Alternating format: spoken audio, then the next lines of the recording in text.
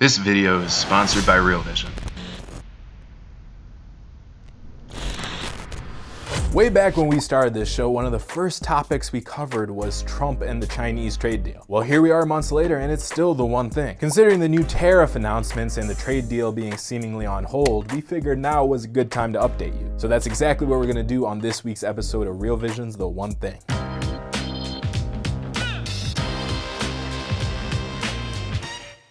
What's going on, investors? AK here. Back in October in an episode we analyzed if trade wars were easy and how there could only be one winner, like the Highlander. Well, here we are in May, and for most of 2019 the market was pricing everything as if the trade deal went through. Until on Cinco de Mayo when Trump tweeted, "For 10 months China has been paying tariffs to the US of 25% on $50 billion of high tech and 10% on $200 billion of other goods. These payments are partially responsible for our great economic results. The 10% will go up to 25% on Friday, $325 billion.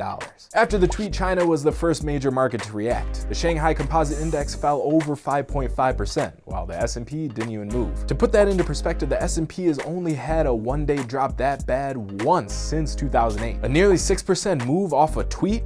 I mean, that really shows you how important this trade deal is to investors' perceptions of China. Recently, Kyle Bass stopped by Real Vision to give his thoughts on the sticky currency situation the Chinese find themselves in. The way that we look at China, the way that I think the world must look at China is, again, we have the presentation here where we have two worlds. You have China's world and then you have the rest of the world. And that's how China looks at it too. They have a domestic world that they control. They control everything. They control the price level and the narrative and the printing press and the police, and they can do whatever they want to do. And they can do that ad infinitum, especially if they don't interact with the rest of the world. But unfortunately for China, they actually have to interact with the rest of the world because what? They're desperately short resources, desperately short energy, desperately short food, desperately short base materials, right? All of these things that they must go acquire. And no one accepts RMB as payment because it's just funny money. Okay, so Kyle Bass thinks that China is in between a rock and a hard place, but for now they have the tools to walk that thin line. So what changes that, and how does this actually matter? Does it have anything to do with the trade deal? And if you and I were the Chinese, we would do exactly what the Chinese did in their first overture to our negotiating team. All they said was, we will eliminate our trade imbalance with you over a 6-year period. It was brilliant in a number of ways. It looks like it gives Trump a win. Yeah. They only have potentially 2 more years of Trump anyway. So they're just trying to wait him out. We've been in these trade negotiations for a long time. If you think about when we first started engaging in trade negotiations with China, when she was at Mar-a-Lago, what's happened since that day? Not a damn thing. No. They're just playing the waiting game. So Kyle Bass says that the situation in China is a dire one, but there are plenty of others that disagree. Recently, Stephanie Pomboy stopped by Real Vision to give her thoughts on the Chinese situation. I do still think that China, with reference to my views on Asia, continues to be underestimated.